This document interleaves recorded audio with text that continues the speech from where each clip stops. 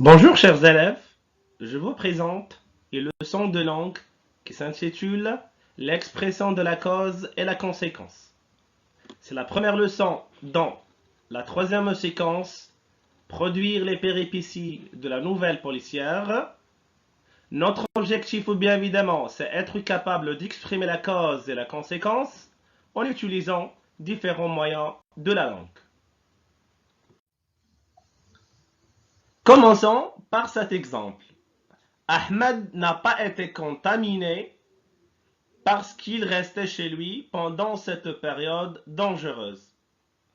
Comme vous voyez bien, on a la proposition principale qui est en bleu et la proposition subordonnée en rouge, là où on a le subordonnant qui exprime la cause.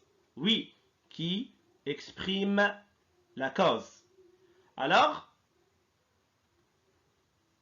on peut dire la proposition subordonnée, parce qu'il restait chez lui, exprime la cause, exprime l'origine pour lequel s'accomplit le fait énoncé dans la subordonnée principale. Oui, vous avez raison. Normalement, on a posé la question pourquoi. Et on a répondu par parce que. Alors, je peux remplacer parce que par un autre moyen pour exprimer la cause, n'est-ce pas? Oui, exactement. Vous pouvez remplacer parce que par car. On peut remplacer parce que par puisque. Et on peut dire Ahmed n'a pas été contaminé. Pourquoi?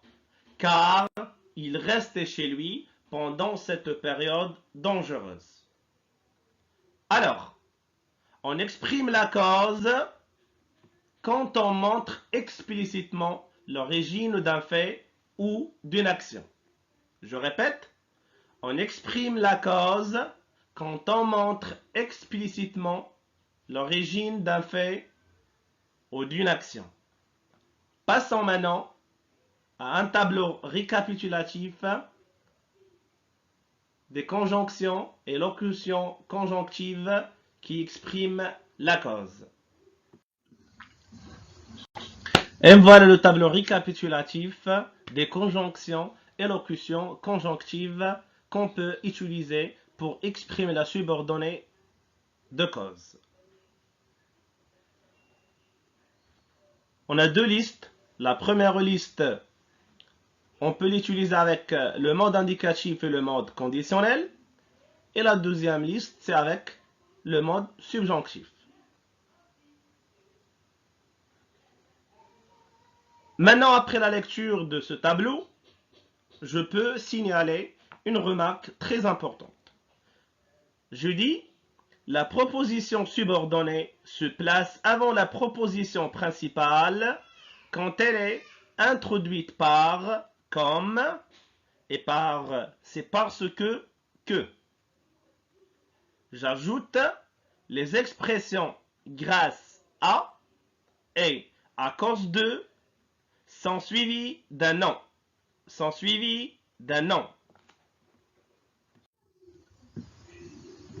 Maintenant, on est arrivé à la deuxième partie de notre leçon, la conséquence. Voilà un exemple. Il ne lave pas ses mains si bien qu'il a été contaminé. Comme vous voyez bien, nous avons deux parties. La première partie, c'est la proposition principale, puisqu'on a le verbe principal. Et là, dans la deuxième partie, c'est la proposition subordonnée. Là, on a le subordonnant qui exprime la conséquence. Alors, le moyen utilisé, c'est si bien que. Et je peux dire que la contamination est le résultat de ne pas laver les mains. Alors, la conséquence est le résultat d'une cause. Est-ce que vous avez compris?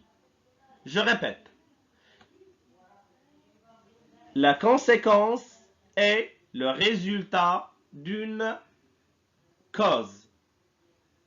Et on peut dire, on exprime la conséquence quand on montre explicitement le résultat d'une action.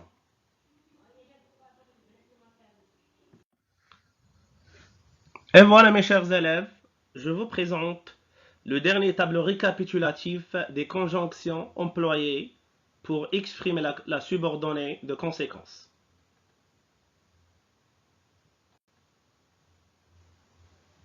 Après avoir compris la leçon, j'aimerais bien faire avec vous un exercice pour distinguer l'expression de la cause et de la conséquence. Je prononce deux phrases et c'est à vous de me dire qu'est-ce qu'on exprime dans chacune.